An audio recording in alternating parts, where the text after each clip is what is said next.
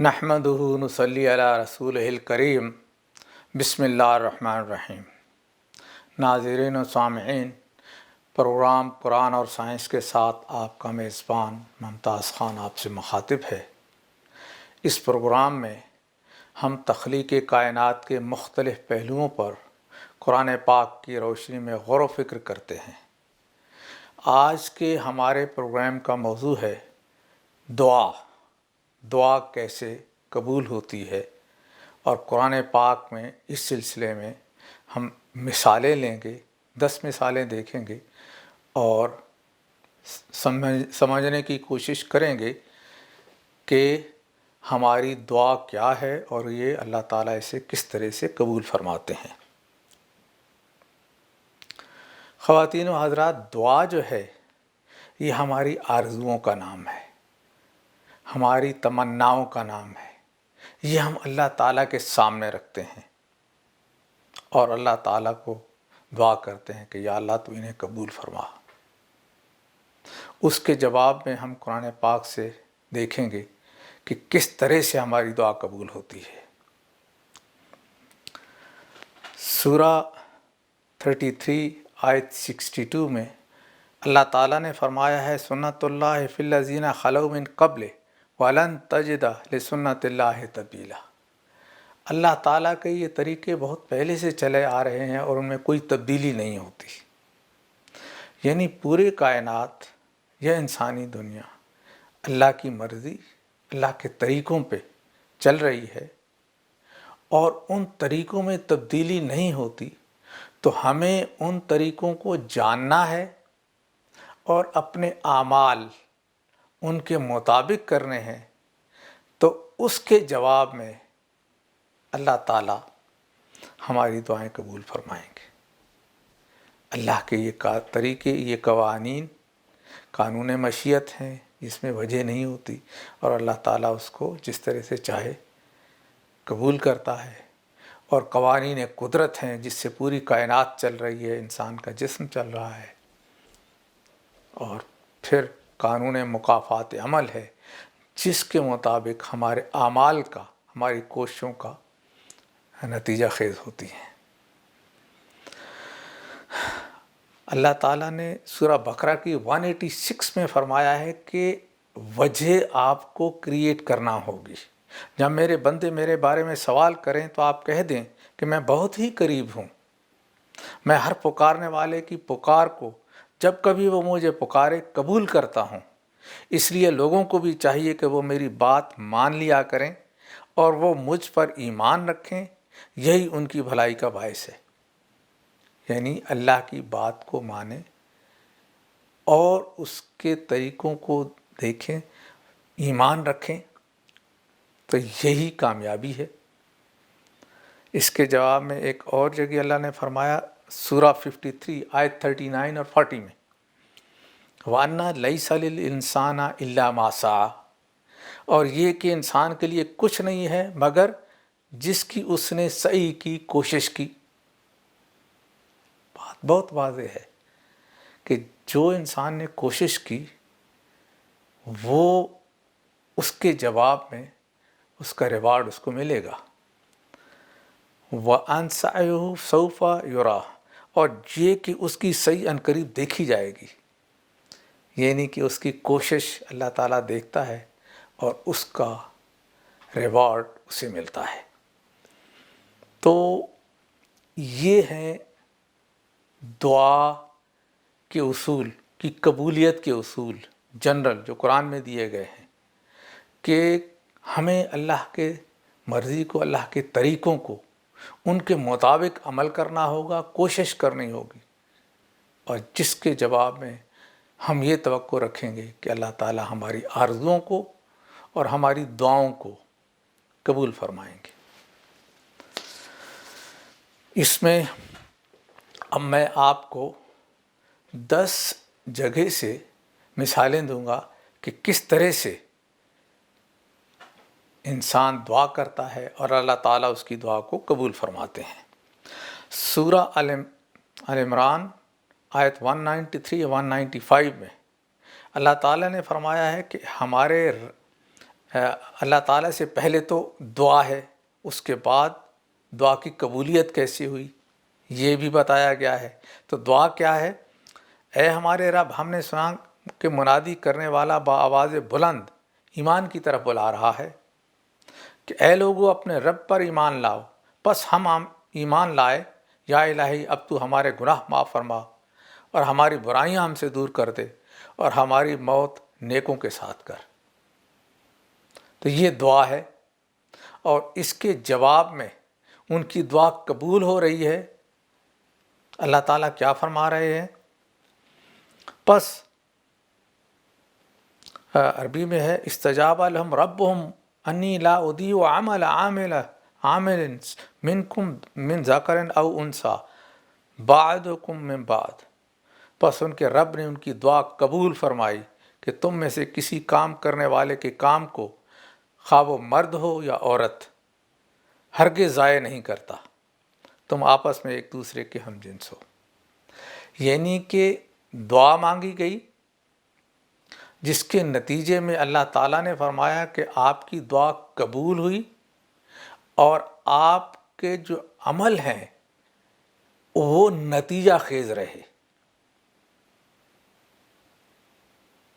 مطلب یہ کہ جد و جہد کی، کوشش کی اور دعا مانگی، تو دونوں چیزیں لازم و ملزوم ہیں، دعا اور اس کے ساتھ کوشش، جد و جہد کام کرنے کے لیے، یہ انسان کے ذمہ ہے، اور اس کو نتیجہ خیز کرنا یہ دعا کی قبولیت ہے۔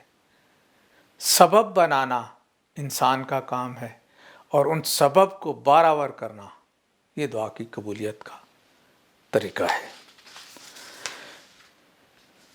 دوسری مثال کہ ہمیں اللہ کے قوانین پہ چلنا ہے اور پابندی کرنی ہے، اور کامیابیاں اس کا ریوارڈ ہے۔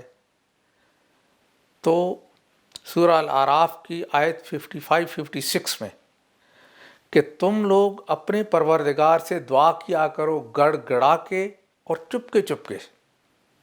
واقعی اللہ تعالیٰ ان لوگوں کو ناپسند کرتا ہے جو حد سے نکل جائیں۔ یعنی کہ اللہ تعالیٰ فرما رہے ہیں کہ اپنی آرزوؤں کو رکھو، خفیہ رکھو یا گڑ گڑا کے رکھو، اور اپنے اعمال میں آپ نے حد سے نہیں گزرنا۔ اور پھر فرمایا وَلَا تُفْسِدُوا فِي الْأَرْضِ بَعْدَ إِصْلَاحِهَا، اور دنیا میں اس کے بعد کہ اس کی درستی کر دی گئی ہے فساد مت پھیلاؤ، تم اللہ کی عبادت کرو اس سے ڈرتے ہوئے اور امیدوار رہتے ہوئے، بے شک اللہ تعالیٰ کی رحمت نیک کام کرنے والوں کے نزدیک ہے۔ یعنی کہ آپ اللہ کی ہدایت اور اس کے طریقوں پہ چلیں، اور کامیابیاں اور رحمتیں اللہ کی طرف سے اس کا جواب ہوں گی۔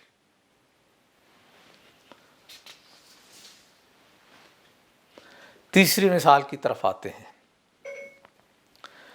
Prayer is accepted with instructions to remain persistent in struggle۔ یعنی دعا قبول ہوتی ہے اس ہدایت کے ساتھ کہ آپ اپنی کوششوں میں، جد و جہد میں ثابت قدم رہیں۔ سورہ یونس آیت 89 میں اللہ تعالیٰ فرماتے ہیں کہ تم دونوں کی دعا قبول کر لی، سو تم ثابت قدم رہو اور ان لوگوں کی راہ نہ چلنا جن کو علم نہیں۔ یعنی کہ قال قد اجیبت دعوتکما فاستقیما ولا تتبعان السبیل الذین لا یعلمون۔ آپ لوگوں کی دعا قبول کر لی، تم ثابت قدم رہو اور ان لوگوں کی راہ نہ چلنا جن کو علم نہیں۔ جد و جہد پہ ثابت قدم رہنے کی تلقین کی گئی ہے، کوششوں پہ پرسسٹنٹ اور ثابت قدم رہنے کی تلقین کی گئی ہے۔ ایک موقع آتا ہے کہ جب انسان کے بس میں کچھ نہیں ہوتا، انسان بے بس ہوتا ہے، کرنے کے لیے اس کے پاس بہت کچھ نہیں ہوتا، تو اس وقت وہ دعا مانگتا ہے اللہ تعالیٰ سے، تو اللہ تعالیٰ اس کی پکار بھی سنتے ہیں، سورہ النمل کی آیت 62 میں امن یجیب المضطر اذا دعاء ویکشف السوء ویجعلکم خلفاء الارض الی اللہ مع اللہ قلیلا ما تذکرون۔ بے کس کی پکار کو جب کہ وہ پکارے کون قبول کرتا ہے؟ کون قبول کر کے سختی کو اس سے دور کر دیتا ہے اور تمہیں زمین کا خلیفہ بناتا ہے، زمین پہ اقتدار دیتا ہے، اپریشن دور ہوتا ہے؟ کیا اللہ تعالیٰ کے ساتھ کوئی اور معبود ہے؟ تم بہت کم نصیحت و عبرت حاصل کرتے ہو۔ یعنی کہ اس وقت بھی جب انسان کے بس میں کوئی چیز نہ ہو تو اللہ تعالیٰ اس کے لیے سبیل پیدا فرماتا ہے، راہیں پیدا فرماتا ہے، اپرچونٹیز آتی ہیں اور سختیاں اس سے دور ہو جاتی ہیں۔ تو آپ نے دیکھا ہوگا کہ حضرت موسیٰ علیہ السلام کی قوم فرعون کے ہاتھوں پیسٹ تھی، دبی ہوئی تھی، اور کوئی امکان نہیں تھا کہ وہ قوم نکل سکے، تو اللہ تعالیٰ نے موسیٰ علیہ السلام کو بھیجا اور وہ اپنی قوم کو لے آئے ان جگہوں پہ جہاں انہیں پھر عظیم الشان سلطنت اس قوم کے لوگوں کو دی گئی، جس میں حضرت داؤد علیہ السلام اور حضرت سلیمان علیہ السلام بہت عظیم سلطنت کے فرما روا ہو گزرے۔ اسی طرح انڈیا میں سب کانٹیننٹ پہ دیکھیں تو اللہ تعالیٰ نے ایک شخص کو قائد اعظم کی صورت میں دیا جس کا کردار بالکل بہت ڈسپلنڈ تھا، اور اس نے اس طریقے سے جد و جہد کی کہ اس کے نتیجے میں کروڑوں عوام کو اقتدار دے دیا گیا۔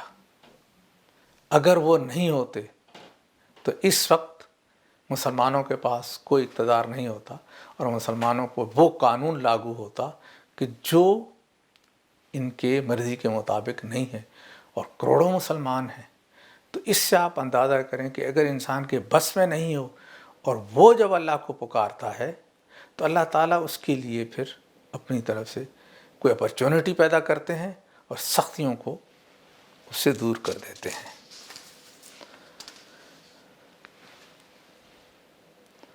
پانچویں مثال ہے پرامس آف، اللہ کا وعدہ مومنین کے ساتھ۔ سورہ نور کی آیت 55 میں اللہ تعالیٰ کہتے ہیں کہ مومنین کے ساتھ اللہ کا یہ وعدہ ہے، وعد اللہ الذین آمنوا منکم وعملوا الصالحات لیستخلفنہم فی الارض، کہ زمین پہ ان کو اقتدار دے گا۔ یہ وعدہ کس کے ساتھ ہے؟ مومن کے ساتھ ہے۔ تم میں سے ان لوگوں سے جو ایمان لائے ہیں اور نیک اعمال کیے ہیں،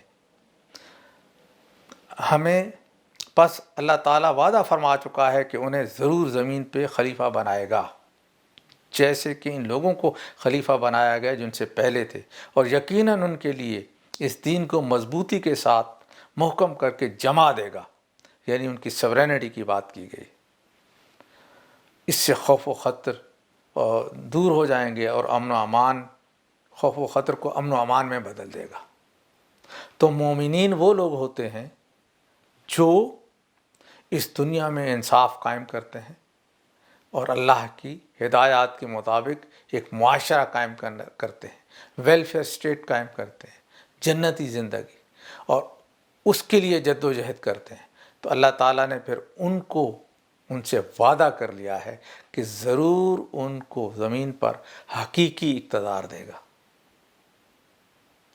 آج ہمارے اعمال اس طرح سے نہیں ہیں، جیسے کہ مثال کے طور پہ نماز کے اندر مساوات کا حکم ہے اور وہاں تو ہم مساوات دکھاتے ہیں، لیکن باہر کی دنیا میں کوئی بڑا ہوتا ہے، کوئی چھوٹا ہوتا ہے، اور وہاں تفریق کرتے ہیں۔ آپ دیکھ لیں، آپ کے سامنے مڈل ایسٹ کی صورتحال ہے۔ کیا اقتدار حقیقی ہے؟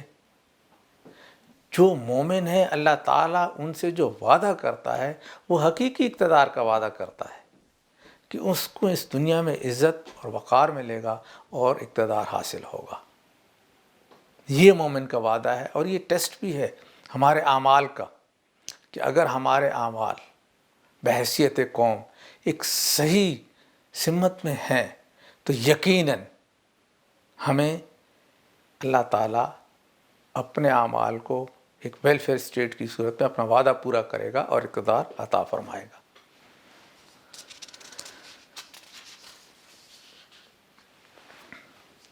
ایک اور حوالہ ہے، چھٹی مثال مومن کے لیے کہ مومنین دعا کرتے ہیں اور اپنے ریسورسز کو کھلا رکھتے ہیں، بخل نہیں کرتے۔ تو سورہ سجدہ کی آیت 16 ہے کہ ان کی کروٹیں اپنے بستروں سے الگ رہتی ہیں اور اپنے رب کے خوف اور امید کے ساتھ پکارتے ہیں اور جو کچھ ہم نے انہیں دے رکھا ہے اس میں سے خرچ کرتے ہیں۔ کروٹیں بستروں سے الگ رہنے کا مطلب کہ وہ جد و جہد کرتے ہیں، وہ کوشش کرتے ہیں اپنے اعمال سے معاشرہ کو بہتر بنانے کی کوشش، ویلفیئر اسٹیٹ بنانے کی کوشش، اور دعا بھی کرتے ہیں خوف اور امید کے ساتھ، اور اللہ تعالیٰ نے جو ان کو دے رکھا ہے وہ اپنے تک محدود نہیں رکھتے بلکہ خرچ کرتے ہیں۔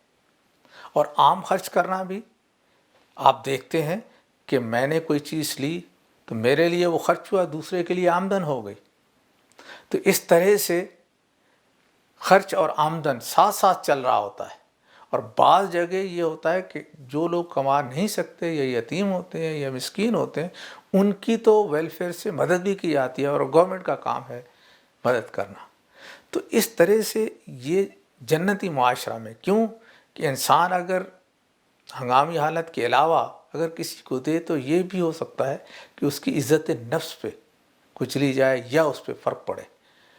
تو حکومت کی رسپانسبلٹی ہوتی ہے، جو معاشرے کی رسپانسبلٹی ہے کہ وہ ان کی بھی مدد کرے، لیکن عام آدمی بخل سے کام نہ لے اور مومن جو ہے وہ اپنے ریسورسز کو کھلا رکھے، تو اس کو جو کامیابیاں معاشرے کی صورت میں ملتی ہیں، جو فائدے معاشرے کی صورت میں اس سے ملیں گے، وہ بہت زیادہ ہوں گے اس کی نسبت کہ جو وہ اپنے جو عام معاشرے میں جو نہیں ملتی ہیں، اس کی نسبت وہ فائدے، وہ آسانیاں اس کے لیے بہت زیادہ ہوں گی۔ حضرت نوح علیہ السلام کی دعا آپ دیکھیں، بڑی تفصیل سے بتائی گئی ہے، سورہ المومنون کی آیت 26۔ حضرت نوح علیہ السلام نے دعا کی، قال رب انصرنی بما کذبون۔ نوح علیہ السلام نے دعا کی، اے میرے رب ان جھٹلانے والوں پر تو میری مدد کر۔ قوم جھٹلا رہی تھی، آپ مسلسل جد و جہد کر رہے تھے، تو دعا مانگی کہ یا اللہ تو میری مدد فرما۔ تو اللہ تعالیٰ نے مدد فرمائی، اور تو ہم نے اس کی طرف وہی بھیجی، یعنی حضرت نوح علیہ السلام کو، کہ تو ہماری آنکھوں کے سامنے ہماری وحی کے مطابق ایک کشتی بنا۔ آپ دیکھیں اللہ تعالیٰ فرما رہے ہیں سبب پیدا کر، ایک کشتی بنا ہماری آنکھوں کے سامنے۔ اس کا مطلب ہے کہ لکڑی لیا، یہاں کیل لگانا ہے، یہ کام کرنا ہے۔ تو ان کی وحی کی نوعیت اس وقت بہت سادہ اور بہت تفصیل کے ساتھ ہوتی تھی۔ تو ہمارے سامنے ہماری وحی کے مطابق ایک کشتی بنا، جب ہمارا حکم آ جائے اور تندور ابل پڑے تو ہر قسم کا ایک ایک جوڑا اس میں رکھ لے، یعنی کشتی میں رکھ لے، اور اپنے اہل کو بھی، مگر ان میں سے جس کی بابت ہماری بات پہلے گزر چکی ہے، خبردار جن لوگوں نے ظلم کیا ہے ان کے بارے میں مجھ سے کچھ کلام نہ کرنا، وہ تو سب ڈبوئے جائیں گے۔ یعنی کہ فرمایا کہ جانوروں کا بھی جوڑا رکھ لے اور اپنے اہل کو بھی، اور وہ لوگ جو ایمان لے آئے ہیں ان کو بھی اپنے ساتھ کشتی میں لے لے، اور ان کے لیے اصرار نہیں کرنا کہ جن کے بارے میں جو گمراہ ہیں اور فیصلہ ہو چکا ہے کہ وہ ڈبو دیے جائیں گے، خواہ وہ ان کا اپنا سگا بیٹا ہی کیوں نہ ہو۔ تو اس کا مطلب ہے کہ اگر دین کے اوپر ہے، کسی قوم سے بھی تعلق ہے، تو وہ آپ کے ساتھ ہیں، وہ ایک پارٹی ہے، اور اس کے جو مخالف ہیں، اللہ کے نظام کے مخالف ہیں، خواہ وہ اپنے عزیز ترین بھی کیوں نہ ہوں، تو وہ اہل میں شمار نہیں ہوتے ہیں۔ اور ہر پیغمبر، ہر سچے پیغمبر کے پیروکار کو قرآن میں مسلمین تسلیم کرنے والے کہا گیا ہے۔ تو حضرت نوح علیہ السلام کے جو پیروکار تھے وہ بھی مسلمان تھے اور ان کو کشتی میں بٹھانے کا حکم دیا گیا ہے۔ تو سورہ 37 آیت 75 میں اللہ تعالیٰ فرماتے ہیں وَلَقَدْ نَادَانَا نُوحًا فَلَنِعْمَ الْمُجِيبُونَ، ہم نے نوح کی ہیلپ کی، how blessed was the answer which he received، کتنا رحمت والا جواب تھا جو حضرت نوح علیہ السلام کو دیا گیا، یعنی ان کی دعا قبول ہوئی۔ تو اس سے ہم دیکھتے ہیں کہ پیغمبر دعا کر رہے ہیں، اور یہ بھی ہو سکتا تھا کہ وہ وہاں سے ہجرت کر جاتے جیسے کہ اور جگہ پہ بھی ہوا ہے اور ان کی قوم تباہ ہو جاتی۔ تو یہاں پہ ایک ڈیفرنٹ طریقہ تھا، ان کو پانی کے ساتھ غرق کرنا تھا، اور اس میں کہا کہ کشتی بنائیں۔ پانی میں کو ویسے حکم دے دیتا کہ آپ ان کو ڈبوئیں نہ، لیکن نہیں، سبب پورے بنے۔ اب اللہ کے جو طریقے ہیں، جو سنت ہے، جو قوانین قدرت ہیں، وہ اللہ کے طریقے ہیں، اور کہا کہ آپ اس کے مطابق یہ کریں، اور آپ کی دعا قبول ہوئی۔ اس کے بعد ایک اور مثال ہے 8ویں، how Allah accepted prayers of helpless people in Mecca. Mecca میں لوگ ہجرت کے بعد کچھ لوگ رہ گئے اور مشرکین ان پہ بہت ظلم کر رہے تھے، اور وہ بہت بالکل بے بس تھے۔ وہ پکار رہے تھے کہ یا اللہ ہماری مدد فرما، اے اللہ تو ہمیں یہاں سے نکال۔ تو اس کے جواب میں اللہ تعالیٰ نے ان کی دعا کیسے قبول فرمائی؟ بھلا کیا، پہلے تو عربی یہ ہے سورہ نساء کی آیت 75، وَمَا لَكُمْ لَا تُقَاتِلُونَ فِي سَبِيلِ اللَّهِ وَالْمُسْتَضْعَفِينَ مِنَ الرِّجَالِ وَالنِّسَاءِ وَالْوِلْدَانِ الَّذِينَ يَقُولُونَ رَبَّنَا أَخْرِجْنَا مِنْ هَٰذِهِ الْقَرْيَةِ ظَالِمَ أَهْلُهَا وَاجْعَل لَّنَا مِن لَّدُنكَ وَلِيًّا وَاجْعَل لَّنَا مِن لَّدُنكَ نَصِيرًا۔ بھلا کیا وجہ ہے کہ تم اللہ کی راہ میں ان کے ناتوان مردوں، عورتوں اور ننھے ننھے بچوں کو چھٹکارے کے لیے جہاد نہ کرو؟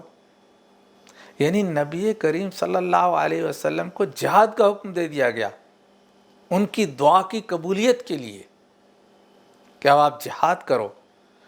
جو یوں دعائیں مانگ رہے ہیں کہ اے ہمارے پروردگار ان ظالموں کی بستی سے ہمیں نجات دے، اور ہمارے لیے خود اپنے پاس سے حمایتی مقرر کر دے، اور ہمارے لیے خاص اپنے پاس سے مددگار بنا۔ یہ ان کی دعائیں تھیں کہ یا اللہ ہمیں اس بستی سے، ان ظالموں سے نجات دے، اور تو ہمیں اپنی مدد کر۔ یعنی وہ بالکل بے کس تھے۔ تو رسول کریم صلی اللہ علیہ وسلم کو حکم دیا گیا کہ اب آپ اٹھیں اور جہاد کریں، اور ان کی دعاؤں کی قبولیت کی صورت میں آپ دیکھتے ہیں کہ 10,000 کا لشکر لے کے مکہ کی طرف روانہ ہوئے، اللہ تعالیٰ نے فتح عطا فرمائی، اور وہ سب لوگ جو دعائیں کر رہے تھے ان کی دعائیں قبول ہوئیں، اور ان کو ظالموں کے پنجے سے نکال لیا گیا۔ یہ ایک بہت بڑی مثال ہے، بہت بڑی مثال ہے کہ بے کس لوگ اللہ کو پکار رہے ہیں، اور اللہ کہہ رہا ہے اپنے نبی کو کہ اب اٹھو، جہاد کرو، اور ان کو ظالموں کے پنجے سے نکالو۔ اس سے آپ اندازہ لگائیں کہ کس طرح سے اللہ تعالیٰ اپنے طریقے تبدیل نہیں کرتا، اور اسی کے اندر دعائیں قبول کرتا ہے، اور اسی کے اندر نتیجہ خیز کرتا ہے جد و جہد کو، اور کامیابیاں عطا فرماتا ہے۔ بہت بڑا سبق ہے ہمارے لیے۔ ایک اور آیت ہے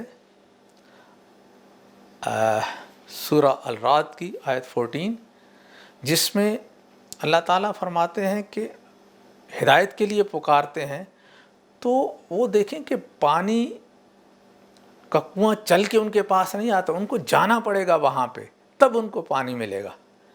سورہ رعد کی 14 نمبر آیت میں ہم یہ دیکھ رہے ہیں۔ تو ان کو پکارنے کا حق ہے۔ جو لوگ اوروں کو اس کے سوا پکارتے ہیں ان کی پکار کا کچھ بھی جواب نہیں دیتے، یعنی غیر اللہ، مگر جیسے کوئی شخص اپنے دونوں ہاتھ پانی کی طرف پھیلائے ہوئے ہو اور اس کے منہ میں کہ وہ پانی اس کے منہ میں پڑ جائے، حالانکہ وہ پانی اس کے منہ میں پہنچنے والا نہیں ہے۔ ان منکروں کی جتنی پکار ہے سب گمراہی میں ہے۔ ایک اور مثال ہے 10ویں سورہ 42 الشورى اور آیت نمبر 26، وَيَسْتَجِيبُ الَّذِينَ آمَنُوا وَعَمِلُوا الصَّالِحَاتِ وَيَزِيدُهُم مِّن فَضْلِهِ وَالْكَافِرُونَ لَهُمْ عَذَابٌ شَدِيدٌ۔ اللہ جواب دیتے ہیں ان کی دعاؤں کا جو ایمان لائے اور انہوں نے عمل صالح کیے، اور اللہ تعالیٰ ان کے وَيَزِيدُهُم مِّن فَضْلِهِ، اور اللہ تعالیٰ کا ان پہ مزید فضل ہوتا ہے۔ کس پہ؟ کہ وہ لوگ جو ایمان لائے اور عمل صالح کیے، یعنی عمل انہوں نے کیا اور اللہ تعالیٰ نے ان پہ فضل کیا اور بہت زیادہ فضل کیا، تو وَالْكَافِرُونَ لَهُمْ عَذَابٌ شَدِيدٌ، اور جو حق کے خلاف تھے ان کے لیے شدید عذاب ہے۔ تو یہاں بھی وہی چیز کہ اللہ نے ان کی دعا قبول کی، ان کی دعاؤں کا جواب دیا، کن کا؟ آمنو، جو ایمان لائے، وعملوا الصالحات، اور صالح عمل کیے۔ صالح عمل کیا ہوتا ہے؟ عام طور پہ ہم لوگ الفاظ استعمال کرتے ہیں لیکن اس کا مطلب نہیں جانتے ہوتے۔ صالح عمل وہ ہے جس سے عوام الناس کو اپنی ذات سے عوام الناس کو فائدہ پہنچائے، خواہ اس میں نے راستے سے پتھر ہٹائے یا ریسرچ اینڈ ڈیولپمنٹ کرے، جس سے بھی دوسروں کو فائدہ پہنچے، معاشرے کو فائدہ پہنچے، سچائی سے، اچھائی سے، دیانتداری سے، محبت اور خلوص سے، امن سے، سب عمل صالح کی ڈیفینیشن میں آتے ہیں۔ یعنی کہ خود غرضی کے مخالف جو آدمی سب کے لیے اچھائی چاہے گا تو وہ عمل صالح کی ڈیفینیشن میں آتا ہے۔ تو ہم نے مثالوں سے دیکھا قرآن پاک میں کہ کس طرح اللہ تعالیٰ دعاؤں کو قبول فرماتے ہیں۔ دعا جو انسان کی آرزو ہوتی ہے، انسان کی تمنا ہوتی ہے، کہا گیا ہے کہ آپ مانگیں۔ قرآن پاک میں بھی بہت سی اجتماعی دعائیں دی گئی ہیں کہ یہ مد نظر رکھیں اپنے سامنے، لیکن آپ کے کرنے کا کام یہ ہے کہ آپ اس کے لیے کوشش کریں اور جد و جہد کریں، اور اس کے نتیجے میں اللہ تعالیٰ آپ کی دعا قبول فرمائیں گے۔ ان مع العسر یسرا، ان مع العسر یسرا۔ ناظرین، پروگرام کا وقت اب ختم ہوا چاہتا ہے۔ اس پروگرام کے حوالہ سے آپ کو کوئی سوالات ہوں یا کوئی حوالہ درکار ہو تو اسکرین پہ میرا نمبر اور ای میل ایڈریس آ رہا ہے، آپ بلا تکلف پوچھ سکتے ہیں۔ اگلے پروگرام تک کے لیے اپنے میزبان ممتاز خان کو آپ اجازت دیں۔ خدا حافظ۔